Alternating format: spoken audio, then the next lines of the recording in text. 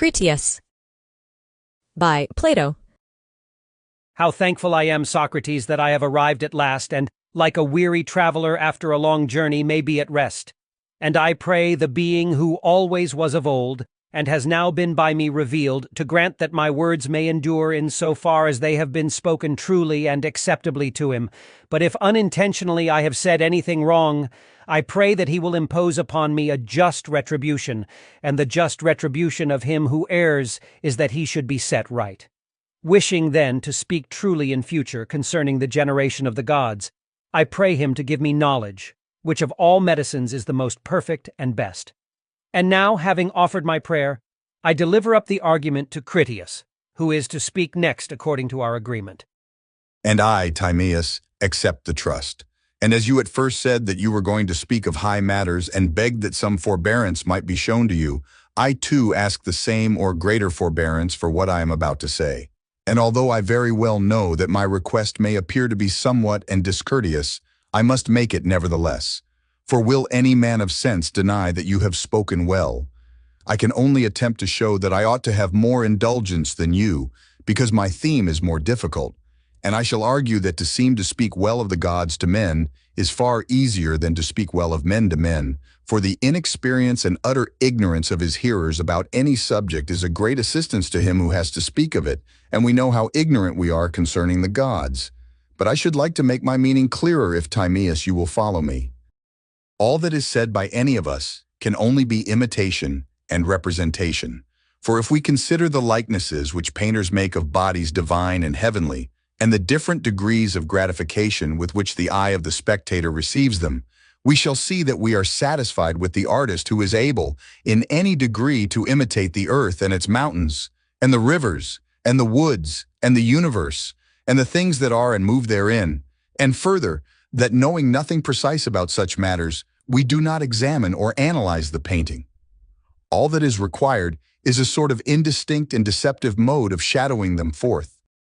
But when a person endeavors to paint the human form, we are quick at finding out defects, and our familiar knowledge makes us severe judges of anyone who does not render every point of similarity. And we may observe the same thing to happen in discourse. We are satisfied with a picture of divine and heavenly things which has very little likeness to them, but we are more precise in our criticism of mortal and human things. Wherefore, if at the moment of speaking, I cannot suitably express my meaning, you must excuse me, considering that to form approved likenesses of human things is the reverse of easy. This is what I want to suggest to you, and at the same time to beg, Socrates, that I may have not less but more indulgence conceded to me in what I am about to say, which favor, if I am right in asking, I hope that you will be ready to grant. Certainly, Critias, we will grant your request, and we will grant the same by anticipation to Hermocrates, as well as to you and Timaeus. For I have no doubt that when his turn comes a little while hence, he will make the same request which you have made. In order, then, that he may provide himself with a fresh beginning, and not be compelled to say the same things over again, let him understand that the indulgence is already extended by anticipation to him. And now, friend Critias, I will announce to you the judgment of the theater. They are of opinion that the last performer was wonderfully successful, and that you will need a great deal of indulgence before you will be able to take his place. The warning, Socrates, which you have addressed to him, I must also take to myself. But remember, Critias, that faint heart never yet raised a trophy, and therefore you must go and attack the argument like a man. First invoke Apollo and the Muses, and then let us hear you sound the praises and show forth the virtues of your ancient citizens. Friend Hermocrates, you, who are stationed last and have another in front of you, have not lost heart as yet. The gravity of the situation will soon be revealed to you. Meanwhile, I accept your exhortations and encouragements. But besides the gods and goddesses whom you have mentioned, I would specially invoke Mnemosyne, for all the important part of my discourse is dependent on her favor, and if I can recollect and recite enough of what was said by the priests and brought hither by Solon, I doubt not that I shall satisfy the requirements of this theater, and now making no more excuses, I will proceed. Let me begin by observing, first of all, that 9,000 was the sum of years which had elapsed since the war which was said to have taken place between those who dwelt outside the pillars of Heracles and all who dwelt within them. This war I am going to describe. Of the combatants on the one side, the city of Athens was reported to have been the leader and to have fought out the war. The combatants on the other side were commanded by the kings of Atlantis, which, as was saying, was an island greater in extent than Libya and Asia, and when afterwards sunk by an earthquake, became an impassable barrier of mud to voyagers sailing from hence to any part of the ocean. The progress of the history will unfold the various nations of barbarians and families of Hellenes which then existed, as they successively appear on the scene. But I must describe first of all Athenians of that day, and their enemies who fought with them, and then the respective powers and governments of the two kingdoms. Let us give the precedence to Athens. In the days of old, the gods had the whole earth distributed among them by allotment. There was no quarreling, for you cannot rightly suppose that the gods did not know what was proper for each of them to have, or knowing this, that they would seek to procure for themselves by contention that which more properly belonged to others. They all of them, by just apportionment, obtained what they wanted, and peopled their own districts. And when they had peopled them, they tended us, their nurslings and possessions, as shepherds tend their flocks, excepting only that they did not use blows or bodily force, as shepherds do, but governed us like pilots from the stern of the vessel, which is an easy way of guiding animals, holding our souls by the rudder of persuasion, according to their own pleasure. Thus did they guide all mortal creatures. Now different gods had their allotments in different places which they set in order. Hephaestus and Athene, who were brother and sister, and sprang from the same father, having a common nature and being united also in the love of philosophy and art, both obtained as their common portion this land, which was naturally adapted for wisdom and virtue, and there they implanted brave children of the soil and put into their minds the order of government. Their names are preserved, but their actions have disappeared by reason of the destruction of those who received the tradition and the lapse of ages. For when there were any survivors, as I have already said, they were men who dwelt in the mountains, and they were ignorant of the art of writing, and had heard only the names of the chiefs of the land, but very little about their actions.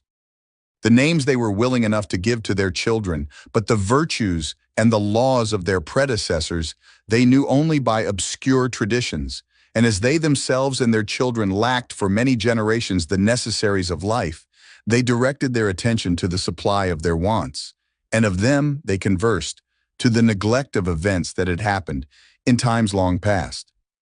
For mythology and the inquiry into antiquity are first introduced into cities when they begin to have leisure, and when they see that the necessaries of life have already been provided, but not before. And this is reason why the names of the ancients have been preserved to us and not their actions. This I infer because Solon said that the priests in their narrative of that war mentioned most of the names which are recorded prior to the time of Theseus, such as Cecrops and Erechtheus and Erichthonius and Erysichthon, and the names of the women in like manner. Moreover, since military pursuits were then common to men and women, the men of those days, in accordance with the custom of the time, set up a figure and image of the goddess in full armor, to be a testimony that all animals which associate together, male as well as female, may, if they please, practice in common the virtue which belongs to them without distinction of sex. Now the country was inhabited in those days by various classes of citizens. There were artisans, and there were husbandmen, and there was also a warrior class originally set apart by divine men. The latter dwelt by themselves and had all things suitable for nurture and education. Neither had any of them anything of their own, but they regarded all that they had as common property, nor did they claim to receive of the other citizens anything more than their necessary food. And they practiced all the pursuits which we yesterday described as those of our imaginary guardians. Concerning the country, the Egyptian priests said what is not only probable but manifestly true, that the boundaries were in those days fixed by the isthmus, and that in the direction of the continent they extended as far as the heights of Scytharon and Parnus. The boundary line came down in the direction of the sea, having the district of Oropus on the right, and with the river Asopus as the limit on the left. The land was the best in the world, and was therefore able in those days to support a vast army raised from the surrounding people. Even the remnant of Attica, which now exists, may compare with any region in the world, for the variety and excellence of its fruits and the suitableness of its pastures to every sort of animal, which proves what I am saying. But in those days, the country was fair as now, and yielded far more abundant produce. How shall I establish my words? And what part of it can be truly called a remnant of the land that then was? The whole country is only a long promontory extending far into the sea away from the rest of the continent, while the surrounding basin of the sea is everywhere deep in the neighborhood of the shore. Many great deluges have taken place during the 9,000 years, for that is the number of years which have elapsed since the time of which I am speaking. And during all this time and through so many changes, there has never been any considerable accumulation of the soil coming down from the mountains, as in other places, but the earth has fallen away all round and sunk out of sight. The consequence is that in comparison of what then was, there are remaining only the bones of the wasted body, as they may be called, as in the case of small islands, all the richer and softer parts of the soil having fallen away, and the mere skeleton of the land being left. But in the primitive state of the country, its mountains were high hills covered with soil, and the plains, as they are termed by us, of Phallius were full of rich earth, and there was abundance of wood in the mountains. Of this last the traces still remain, for although some of the mountains now only afford sustenance to bees, not so very long ago there were still to be seen roofs of timber cut from trees growing there, which were of a size sufficient to cover the largest houses, and there were many other high trees cultivated by man and bearing abundance of food for cattle. Moreover, the land reaped the benefit of the annual rainfall, not as now losing the water which flows off the bare earth into the sea, but having an abundant supply in all places, and receiving it into herself and treasuring it up in the close clay soil, it led off into the hollows the streams which it absorbed from the heights, providing everywhere abundant fountains and rivers, of which there may still be observed sacred memorials in places where fountains once existed, and this proves the truth of what I am saying. Such was the natural state of the country, which was cultivated, as we may well believe, by true husbandmen, who made husbandry their business, and were lovers of honor, and of a noble nature, and had a soil the best in the world, an abundance of water, and in the heaven above, an excellently attempered climate. Now the city in those days was arranged on this wise. In the first place, the Acropolis was not as now. For the fact is that a single night of excessive rain washed away the earth and laid bare the rock. At the same time there were earthquakes, and then occurred the extraordinary inundation, which was the third before the great destruction of Deucalion. But in primitive times the hill of the Acropolis extended to the Eridanus and Ilissus, and included the Nix on one side, and the Lycabettus as a boundary on the opposite side to the Nix, and was all well covered with soil, and level at the top, except in one or two places. Outside the Acropolis and under the sides of the hill there dwelt artisans, and such of the husbandmen as were tilling the ground near. The warrior class dwelt by themselves around the temples of Athene and Hephaestus at the summit, which moreover they had enclosed with a single fence like the garden of a single house. On the north side they had dwellings in common, and had erected halls for dining in winter, and had all the buildings which they needed for their common life, besides temples. But there was no adorning of them with gold and silver, for they made no use of these for any purpose. They took a middle course between meanness and ostentation, and built modest houses, in which they and their children's children grew old, and they handed them down to others who were like themselves, always the same. But in summertime they left their gardens and gymnasia and dining halls, and then the southern side of the hill was made use of by them for the same purpose. Where the Acropolis now is, there was a fountain which was choked by the earthquake, and has left only the few small streams which still exist in the vicinity. But in those days the fountain gave an abundant supply of water for all, and of suitable temperature, in summer and in winter. This is how they dwelt, being the guardians of their own citizens and the leaders of the Hellenes, who were their willing followers. And they took care to preserve the same number of men and women through all time, being so many as were required for warlike purposes, then as now, that is to say about 20,000. Such were the ancient Athenians, and after this manner they righteously administered their own land and the rest of Hellas.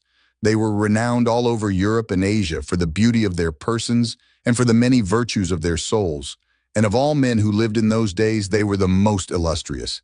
And next, if I have not forgotten what I heard when I was a child, I will impart to you the character and origin of their adversaries. For friends should not keep their stories to themselves, but have them in common. Yet before proceeding further in the narrative, I ought to warn you that you must not be surprised if you should perhaps hear Hellenic names given to foreigners. I will tell you the reason of this. Solon, who was intending to use the tale for his poem, inquired into the meaning of the names, and found that the early Egyptians in writing them down had translated them into their own language, and he recovered the meaning of the several names, and when copying them out again, translated them into our language. My great-grandfather, Dropides, had the original writing, which is still in my possession, and was carefully studied by me when I was a child. Therefore, if you hear names such as are used in this country, you must not be surprised, for I have told how they came to be introduced. The tale, which was of great length, began as follows. I have before remarked in speaking of the allotments of the gods that they distributed the whole earth into portions differing in extent, and made for themselves temples and instituted sacrifices. And Poseidon, receiving for his lot the island of Atlantis, begat children by a mortal woman, and settled them in a part of the island, which I will describe. Looking towards the sea, but in the center of the whole island, there was a plain which is said to have been the fairest of all plains and very fertile. Near the plain again, and also in the center of the island at a distance of about 50 stadia, there was a mountain not very high on any side. In this mountain, there dwelt one of the earth-born primeval men of that country, whose name was Evenor, and he had a wife named Leucippe, and they had an only daughter who was called Cleito. The maiden had already reached womanhood when her father and mother died. Poseidon fell in love with her and had intercourse with her, and breaking the ground, enclosed the hill in which she dwelt all round, making alternate zones of sea and land larger and smaller, encircling one another. There were 2 of land and 3 of water, which he turned as with a lathe, each having its circumference equidistant every way from the center, so that no man could get to the island, for ships and voyages were not as yet. He himself, being a god, found no difficulty in making special arrangements for the center island, bringing up 2 springs of water from beneath the earth, one of warm water and the other of cold, and making every variety of food to spring up abundantly from the soil. He also begat and brought up 5 pairs of twin male children, and dividing the island of Atlantis into 10 portions, he gave to the firstborn of the eldest pair his mother's dwelling, and the surrounding allotment, which was the largest and best, and made him king over the rest. The others he made princes, and gave them rule over many men, and a large territory. And he named them all. The eldest, who was the first king, he named Atlas, and after him the whole island and the ocean were called Atlantic. To his twin brother, who was born after him, and obtained as his lot the extremity of the island toward the Pillars of Heracles, facing the country which is now called the region of Gades in that part of the world, he gave the name, which in the Hellenic language is Eumelus, in the language of the country which is named after him, Gadeirus. Of the second pair of twins he called one Amphiras and the other Evamon. To the elder of the third pair of twins he gave the name Menesius, and Autochthon to the one who followed him. Of the fourth pair of twins he called the elder Elasippus, and the younger Mestor. And of the fifth pair he gave to the elder the name of Azias, and to the younger that of Diaprepa. All these and their descendants for many generations were the inhabitants and rulers of divers islands in the open sea. And also, as has been already said, they held sway in our direction over the country within the pillars as far as Egypt and Tyrrhenia. Now Atlas had a numerous and honorable family, and they retained the kingdom, the eldest son, handing it on to his eldest for many generations. And they had such an amount of wealth as was never before possessed by kings and potentates, and is not likely ever to be again, and they were furnished with everything which they needed, both in the city and country. For because of the greatness of their empire, many things were brought to them from foreign countries, and the island itself provided most of what was required by them for the uses of life. In the first place, they dug out of the earth whatever was to be found there, solid as well as fusel, and that which is now only a name, and was then something more than a name, or a calcum, was dug out of the earth in many parts of the island, being more precious in those days than anything except gold. There was an abundance of wood for carpenter's work, and sufficient maintenance for tame and wild animals. Moreover, there were a great number of elephants in the island, for as there was provision for all other sorts of animals, both for those which live in lakes and marshes and rivers, and also for those which live in mountains and on plains, so there was for the animal which is the largest and most voracious of all. Also, whatever fragrant things there now are in the earth, whether roots or herbage or woods, or essences which distill from fruit and flower, grew and thrived in that land. Also the fruit which admits of cultivation, both the dry sort which is given us for nourishment and any other which we use for food. We call them all by the common name pulse, and the fruits having a hard rind, affording drinks and meats and ointments, and good store of chestnuts and the like, which furnish pleasure and amusement, and are fruits which spoil with keeping, and the pleasant kinds of dessert, with which we console ourselves after dinner, when we are tired of eating. All these that sacred island, which then beheld the light of the sun, brought forth fair and wondrous and in infinite abundance. With such blessings the earth freely furnished them. Meanwhile they went on constructing their temples and palaces and harbors and docks, and they arranged the whole country in the following manner. First of all, they bridged over the zones of sea which surrounded the ancient metropolis, making a road to and from the royal palace. And at the very beginning, they built the palace in the habitation of the god and of their ancestors, which they continued to ornament in successive generations, every king surpassing the one who went before him to the utmost of his power, until they made the building a marvel to behold for size and for beauty. And beginning from the sea, they bored a canal of 300 feet in width and 100 feet in depth and 50 stadia in length, which they carried through to the outermost zone, making a passage from the sea up to this, which became a harbor, and leaving an opening sufficient to enable the largest vessels to find ingress. Moreover, they divided at the bridges the zones of land which parted the zones of sea, leaving room for a single trireme to pass out of one zone into another, and they covered over the channels so as to leave a way underneath for the ships. For the banks were raised considerably above the water. Now the largest of the zones into which a passage was cut from the sea was 3 stadia in breadth, and the zone of land which came next of equal breadth. But the next 2 zones, the one of water, the other of land, were 2 stadia, and the one which surrounded the central island was a stadium only in width. The island in which the palace was situated had a diameter of 5 stadia. All this including the zones and the bridge, which was the 6th part of a stadium in width, they surrounded by a stone wall on every side, placing towers and gates on the bridges where the sea passed in. The stone which was used in the work they quarried from underneath the center island, and from underneath the zones, on the outer as well as the inner side. One kind was white, another black, and a third red, and as they quarried they at the same time hollowed out double docks, having roofs formed out of the native rock. Some of their buildings were simple, but in others they put together different stones, varying the color to please the eye, and to be a natural source of delight. The entire circuit of the wall, which went round the outermost zone, they covered with a coating of brass, and the circuit of the next wall they coated with tin, and the third, which encompassed the citadel, flashed with the red light of orichalcum.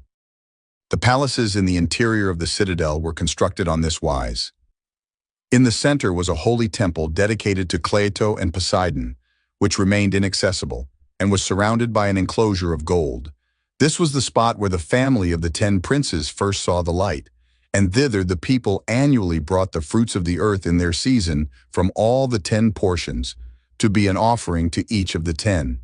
Here was Poseidon's own temple, which was a stadium in length, and half a stadium in width and of a proportionate height, having a strange barbaric appearance.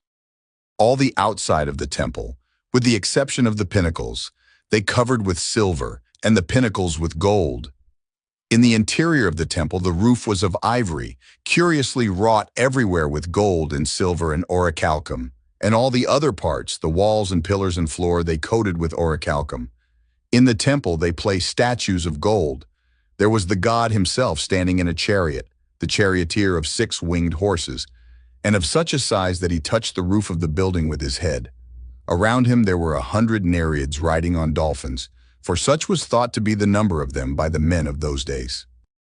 There were also in the interior of the temple other images which had been dedicated by private persons, and around the temple on the outside were placed statues of gold of all the descendants of the 10 kings and of their wives. And there were many other great offerings of kings and of private persons, coming both from the city itself and from the foreign cities over which they held sway. There was an altar, too, which in size and workmanship corresponded to this magnificence, and the palaces, in like manner, answered to the greatness of the kingdom and the glory of the temple. In the next place, they had fountains, one of cold and another of hot water, in gracious plenty flowing, and they were wonderfully adapted for use by reason of the pleasantness and excellence of their waters. They constructed buildings about them and planted suitable trees. Also they made cisterns, some open to the heavens, others roofed over to be used in winter as warm baths. There were the king's baths and the baths of private persons, which were kept apart. And there were separate baths for women and for horses and cattle, and to each of them they gave as much adornment as was suitable. Of the water which ran off, they carried some to the grove of Poseidon, where were growing all manner of trees of wonderful height and beauty, owing to the excellence of the soil, while the remainder was conveyed by aqueducts along the bridges to the outer circles. And there were many temples built and dedicated to many gods, also gardens and places of exercise, some for men, and others for horses in both of the two islands formed by the zones. And in the center of the larger of the two, there was set apart a race course of a stadium in width, and in length allowed to extend all round the island for horses to race in. Also there were guardhouses at intervals for the guards, the more trusted of whom were appointed, to keep watch in the lesser zone, which was nearer the Acropolis, while the most trusted of all had houses given them within the citadel, near the persons of the kings. The docks were full of triremes and naval stores, and all things were quite ready for use. Enough of the plan of the royal palace. Leaving the palace and passing out across the three, you came to a wall which began at the sea and went all around. This was everywhere distant 50 stadia from the largest zone or harbor, and enclosed the whole, the ends meeting at the mouth of the channel which led to the sea. The entire area was densely crowded with habitations, and the canal and the largest of the harbors were full of vessels and merchants coming from all parts, who from their numbers kept up a multitudinous sound of human voices and din and clatter of all sorts night and day. I have described the city and the environs of the ancient palace nearly in the words of Solon, and now I must endeavor to represent the nature and arrangement of the rest of the land. The whole country was said by him to be very lofty and precipitous on the side of the sea, but the country immediately about and surrounding the city was a level plain, itself surrounded by mountains which descended towards the sea. It was smooth and even, and of an oblong shape, extending in one direction 3,000 stadia, but across the center inland it was 2,000 stadia. This part of the island looked towards the south and was sheltered from the north. The surrounding mountains were celebrated for their number and size and beauty, far beyond any which still exist, having in them also many wealthy villages of country folk, and rivers, and lakes, and meadows supplying food enough for every animal, wild or tame, and much wood of various sorts, abundant for each and every kind of work. I will now describe the plain, as it was fashioned by nature and by the labors of many generations of kings through long ages. It was for the most part rectangular and oblong, and where falling out of the straight line followed the circular ditch. The depth and width and length of this ditch were incredible, and gave the impression that a work of such extent, in addition to so many others, could never have been artificial. Nevertheless, I must say what I was told. It was excavated to the depth of 100 feet, and its breadth was a stadium everywhere. It was carried round the whole of the plain, and was 10,000 stadia in length. It received the streams which came down from the mountains, and winding round the plain and meeting at the city, was there led off into the sea. Further inland likewise, straight canals of 100 feet in width were cut from it through the plain, and again let off into the ditch leading to the sea. These canals were at intervals of 100 stadia, and by them they brought down the wood from the mountains to the city, and conveyed the fruits of the earth in ships, cutting transverse passages from one canal into another, and to the city. Twice in the year they gathered the fruits of the earth, in winter having the benefit of the rains of heaven, and in summer the water which the land supplied by introducing streams from the canals. As to the population, each of the lots in the plain had to find a leader for the men who were fit for military service, and the size of a lot was a square of 10 stadia each way, and the total number of all the lots was 60,000. And of the inhabitants of the mountains and of the rest of the country, there was also a vast multitude, which was distributed among the lots, and had leaders assigned to them according to their districts and villages.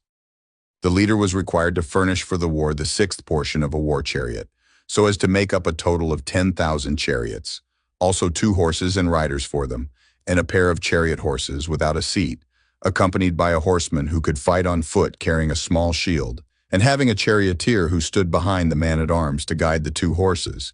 Also, he was bound to furnish 2 heavy-armed soldiers, 2 slingers, 3 stone shooters, and 3 javelin men who were light-armed, and 4 sailors to make up the complement of 1,200 ships.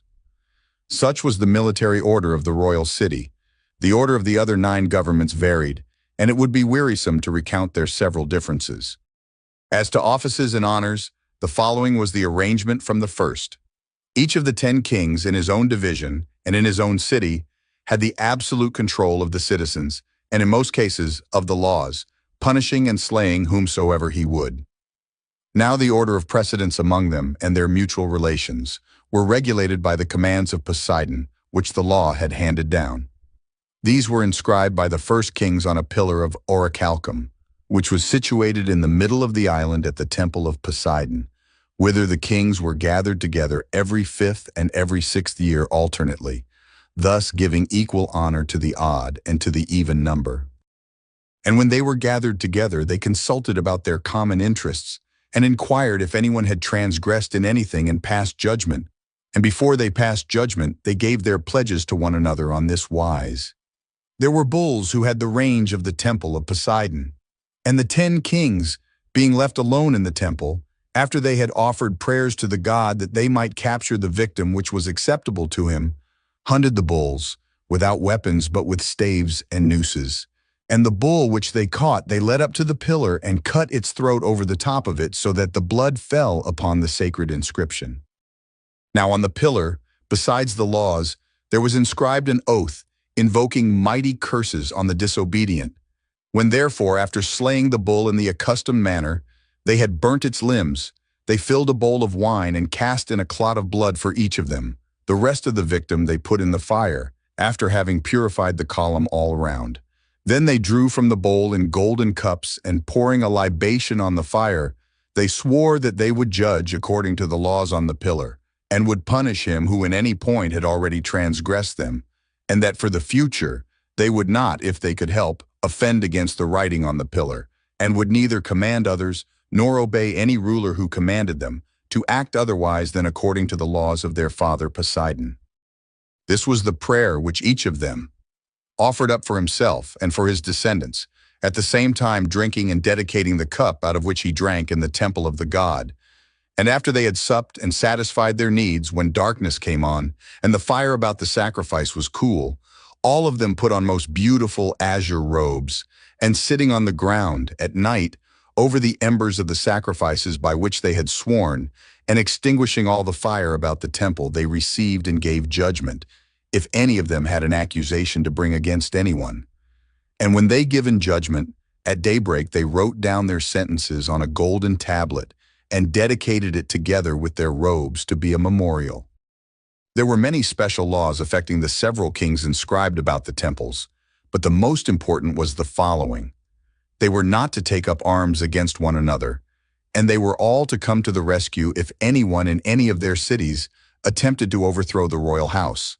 Like their ancestors, they were to deliberate in common about war and other matters, giving the supremacy to the descendants of Atlas. And the king was not to have the power of life and death over any of his kinsmen unless he had the assent of the majority of the 10. Such was the vast power which the gods settled in the lost island of Atlantis, and this he afterwards directed against our land for the following reasons, as tradition tells. For many generations, as long as the divine nature lasted in them, they were obedient to the laws and well affectioned towards the god, whose seed they were, for they possessed true and in every way great spirits, uniting gentleness with wisdom in the various chances of life, and in their intercourse with one another. They despised everything but virtue, caring little for their present state of life, and thinking lightly of the possession of gold and other property, which seemed only a burden to them. Neither were they intoxicated by luxury, nor did wealth deprive them of their self-control. But they were sober, and saw clearly that all these goods are increased by virtue and friendship with one another, whereas by too great regard and respect for them, they are lost in friendship with them. By such reflections, and by the continuance in them of a divine nature, the qualities which we have described grew and increased among them. But when the divine portion began to fade away, and became diluted too often and too much with the mortal admixture, and the human nature got the upper hand, they then, being unable to bear their fortune, behaved unseemly, and to him who had an eye to see, grew visibly debased, for they were losing the fairest of their precious gifts. But to those who had no eye to see the true happiness, they appeared glorious and blessed at the very time when they were full of avarice and unrighteous power. Zeus, the god of gods, who rules according to law, and is able to see into such things, perceiving that an honorable race was in a woeful plight, and wanting to inflict punishment on them, that they might be chastened and improve, collected all the gods into their most holy habitation, which being placed in the center of the world, beholds all created things. And when he had called them together, he spake as follows.